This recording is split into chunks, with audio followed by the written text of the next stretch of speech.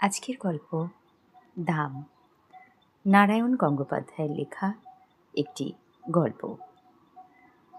স্কুলে কি বিভীষিকায় যে ছিলেন ভদ্রলোক, সে আর কি বলা যায়। আমাদের অঙ্ক কষাতেন, আশ্চর্য পরিষ্কার ছিল মাথা। যেসব জটিল অঙ্ক নিয়ে আমরা ঘন্টার পর ঘন্টা বসে থাকতাম, পণ্ডশ্রম করেছি, একবার মাত্র তাকিয়ে দেখতেন তার দিকে, তারপরেই এগিয়ে যেতেন ব্ল্যাকবোর্ডে। খসখস করে ঝড়ের গতিতে এগিয়ে চলত খড়ি। হঠাৎ খড়ি ভেঙে গেলে বিরক্ত হয়ে টুকরো দুটো আমাদের দিকে ছুঁড়ে দিয়ে তৎক্ষণাৎ আর একটা তুলে নিতেন। একটু পরেই আমরা রোমাঞ্চিত হয়ে দেখতুম ছবির মতো অঙ্কটা সাজিয়ে দিয়েছেন।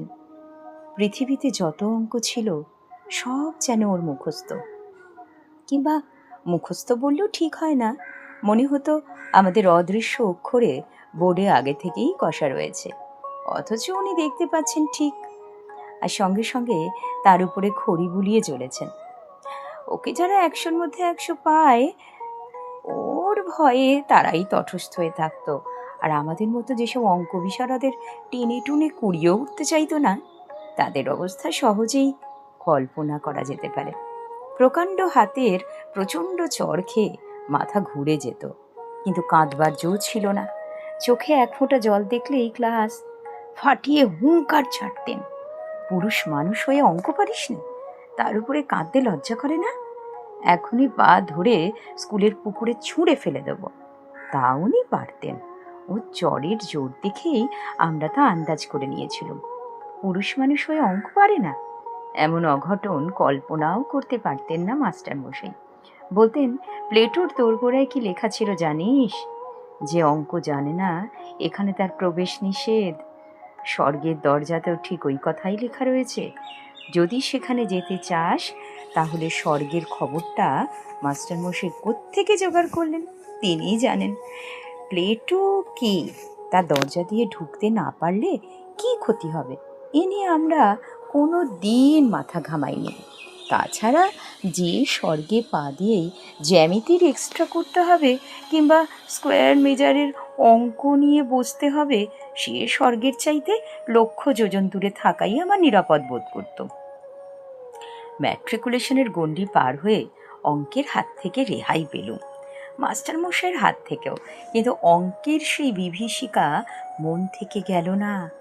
এমএ পাশ করবার পরেও স্বপ্নে দেখেছি পরীক্ষার লাস্ট বেল পড়ো, অথচ একটা অঙ্কও আমার মিলছে না। মাস্টারমশাই গার্ড হয়ে একবার আমার সামনে এসে দাঁড়িয়েছেন, দু চোখ দিয়ে তার আগুন ঝরছে, দাঁতে দাঁত ঘষে বলছেন, মাথার উপর ঘুরন্ত পাখা সত্ত্বেও ঘেমে নিয়ে আমি জেগে উঠেছি। মৃদু নীল আলোয় দেখেছি চেনা ঘরটাকে। চোখে পড়েছে সামনে আমার পড়ার টেবিল, আমার বইপত্রের স্তূপ। গভীর তৃপ্তির সঙ্গে ভেবেছি, এখন আর আমাকে স্কুলে অঙ্ক কষতে হয় না, আমি কলেজে বাংলা পড়াই। একদিন একটি পত্রিকার পক্ষ থেকে ফরমাশ এলো, আমার ছেলেবেলার গল্প শোনাতে হবে। আমি জানতাম যে লেখক হিসেবে আমি নিতান্ত সামান্য ব্যক্তি, আমার ছেলেবেলার গল্পে কারো কোনো কৌতূহল নেই। তাছাড়া এমন কোনো স্মরণীয় ঘটনা ঘটেনি যে আসর করে তা লোককে শোনাতে পারি। কিন্তু কর্তৃপক্ষ ছাড়লেন না। তারা জানালেন, সাহিত্যের ইন্দ্র, চন্দ্র, মিত্র, বরুণেরা কেউ তাদের বিশেষ পাত্তা দেননি। অতএব আমি ভাবলুম তাহলে নির্ভয়ে লিখতে পারি।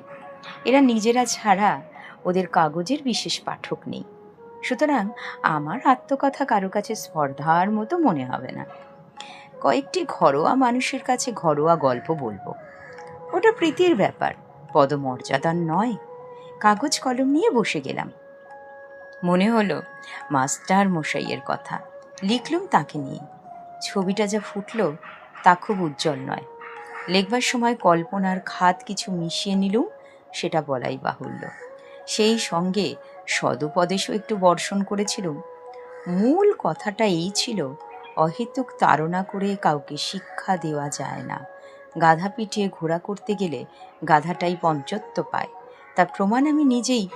মাস্টারমশাই আমাকে এত প্রহার করেও অঙ্ক শেখাতে পারেননি, বরং যা শিখেছিলুম তাও ভুলেছি। এখন 2 আর 2 4 না 5 হয়, তাই নিজের মধ্যে সন্দেহ জাগে। পত্রিকার কর্তৃপক্ষ খুশি হয়ে আমাকে 10 টাকা দক্ষিণা দিয়ে গেছেন। মাস্টারমশাইয়ের কাছ থেকে এইটুকুই আমার নগদ লাভ। তারপরে আরও অনেক দিন পার হয়ে গেল। সেই লেখার কথা ভুলে গেলুম মাস্টারমশাইকেও। বয়স বেড়েছে, বিনিদ্র রাত্রিযাপনের মতো অনেক সমস্যা এসে দেখা দিয়েছে জীবনে। বর্তমানের দাবিটা এত বেশি জোরালো যে স্মৃতির দিকে তাকাবার অবসর পর্যন্ত মেলে না। এমনই সময় বাংলাদেশের এক প্রান্তের একটি কলেজ থেকে ডাক এলো, ওদের বার্ষিক উৎসব। অতএব আতিথ্য নিচে দিতে হবে আমাকে এবং বক্তৃতা দিতে হবে। এই সব উপলক্ষেই বিনা পয়সায় বেড়ানো যায়। তাছাড়া কলকাতা থেকে কেউ বাইরে গেলেই তার রাজোচিত সম্বর্ধনা মেলে। এখানকার চড়ুই পাখিও সেখানে রাজহংসের সম্মান পায়। কলকাতা থেকে দূরত্বটা যত বেশি হয় আমাদের মতো নগণ্যের পক্ষে ততই সুখাবহ। আমি সুযোগটা ছাড়তে পারলুম না। গিয়ে পৌঁছতে চা খাবার, আতিথেয়তার উচ্ছ্বাস। ছেলেরা তো এলোই, 2-4 জন সম্ভ্রান্ত লোক এসেও বিনীতভাবে আলাপ করে গেলেন। এমনকি খান কয়েক অটোগ্রাফের খাতা পর্যন্ত এগিয়ে এলো। রোমাঞ্চিত কলবরে আমি স্বাক্ষরের সঙ্গে সঙ্গে বাণী বিতরণ করতে লাগলো। ব্যক্তি হিসেবে আমি যে এত মূল্যবান এর আগে কে ভেবেছিল সে কথা। সভায় জাঁকিয়ে বক্তৃতা করা গেল। রবীন্দ্রনাথ থেকে 12টা উদ্ধৃতি দিলুম, কার একটা ইংরেজি কোটেশন চালিয়ে দিলুম বার্নার্ড শর নামে। শেষে দেশের তরুণদের নিদারুণভাবে জাগ্রত হলে যখন টেবিলে একটা প্রকাণ্ড কিল মেরে বক্তৃতা শেষ করলুম, তখন অল্পের জন্যে ফুলদানিটা রক্ষা পেল। আর হল ফাটানো হাততালিতে কান বন্ধ হওয়ার জো। বুড়ো প্রিন্সিপাল পর্যন্ত মুগ্ধ হয়ে আমাকে বললেন, ভারী চমৎকার বলেছেন আপনি, যেমন সারগর্ভ তেমনই সুমধুর। আমি বিনীত হাসিতে বললুম, আজ শরীরটা তেমন ভালো নেই, তাই মনের মতো করে বলতে পারলুম না। পাশে দাঁড়িয়ে থাকা ছেলেরা বিস্ময়ে চোখ কপালে তুলল। শরীর ভালো নেই, তাতেই এরকম বললেন স্যার? শরীর ভালো থাকলে তো অর্থাৎ প্রলয় হয়ে যেত। আমি উদার হাসি হাসলুম, যদিও মনে মনে জানি এই একটি সর্বার্থ সাধক বক্তৃতাই আমার সম্বল। রবীন্দ্র জন্মোৎসব থেকে বনমহোৎসব পর্যন্ত এটাকেই এদিক ওদিক করে চালিয়ে দিই। স্তুতিতে স্ফীত মনে চায়ের পেয়ালার চুমুক দিয়েছি। এমন সময় একটি ছেলে এসে খবর দিল, এক বুড়ো ভদ্রলোক আমার সঙ্গে দেখা করতে চান। প্রিন্সিপাল বললেন, বেশ তো, ডেকে আনো এখানে। ছেলেটি বললে তিনি আসতে চাইছেন না, বাইরে মাঠে দাঁড়িয়ে রয়েছেন। আমার বক্তৃতায় নিশ্চয়ই কেউ অভিভূত হয়েছেন, আমাকে অভিনন্দন জানাবেন। এই অভিজ্ঞতা আগেও হয়েছে। সুতরাং দাক্ষিণ্য পুলকিত চিত্তে আমি বললুম, আচ্ছা চলো, আমি যাচ্ছি। হলের বাইরে ছোট একটা মাঠ তরল অন্ধকারে ঢাকা। অত আলো থেকে বেরিয়ে এসে প্রথমে ভালো করে কিছু দেখতে পেলুম না। তারপর চোখে পড়ল মানুষটিকে। কুঁজো, লম্বা চেহারা, মাথার সাদা চুলগুলো চিকমিক করছে। ডাকলেন, সুকুমার। আমি চমকে উঠলাম। এখানে কেউ আমার নাম ধরে ডাকতে পারে, সেটা যেমন আশ্চর্য, তারও যে আশ্চর্যই গলার স্বর আমার মনটাকে অদ্ভুতভাবে দুলিয়ে দিল। স্মৃতির অন্ধকার থেকে একটা ভয়ের মৃদু শিহরণ আমার বুকের ভিতর দিয়ে বয়ে গেল। আমাকে চিনতে পারছো না সুকুমার? আমি চিনেছি। ভয় পাওয়ার অর্থটা বুঝতেও আর বাকি নেই। এই ডাক শুনে ছেলেবেলায় বহুদিন আমার গায়ের রক্ত হিম হয়ে এসেছে। জানি এখনই একটা ভয়ঙ্কর চর আমার পিঠের উপর নেমে আসবে। সেই ভয়টার কঙ্কাল লুকিয়েছিল মনের চোরা কুঠুরিতে। ওই স্বর বিদ্যুতের আলোর মতো তাকে উদ্ভাসিত করে তুলেছে। আমার মাথা তখনই ওর পায়ে নেমে এলো। মাস্টারমশাই, আপনি? মাস্টারমশাই বললেন, বেঁচে থাকো বাবা, যশস্বী হও। রিটায়ার করার পর এখানে এসে মাথা খুঁজেছি, বাড়ি থেকে বেরোই না। আজ তুমি বক্তৃতা করবে শুনে ছুটে এসেছি। খুব ভালো বলেছ সুকুমার, খুব খুশি হয়েছি।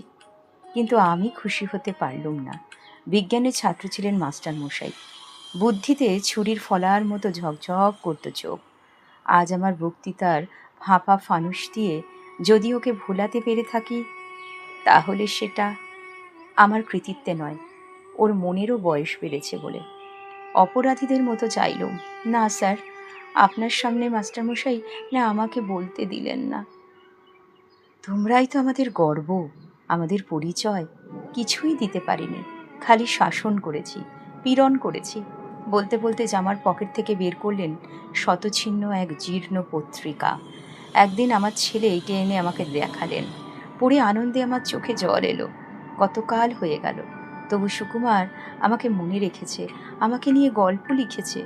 সকলকেই লেখা আমি দেখাই, বলি দেখো আমার ছাত্র আমাকে অমর করে দিয়েছে। মুহূর্তে আমার জিভ শুকিয়ে গেল, লজ্জায় আত্মগ্লানিতে আমার মাটিতে মিশে যেতে ইচ্ছে করলো। একটা কিছু বলতে চেষ্টা করলো, কিন্তু মুখে কথা ফুটল না। মাস্টারমশাইয়ের গলা ধরে এসেছিল। একটু চুপ করে থেকে বললেন, কী যে আমার আনন্দ হয়েছে সুকুমার, কি বলবো। তোমার এই লেখাটা সব সময় আমার সঙ্গে সঙ্গে থাকে।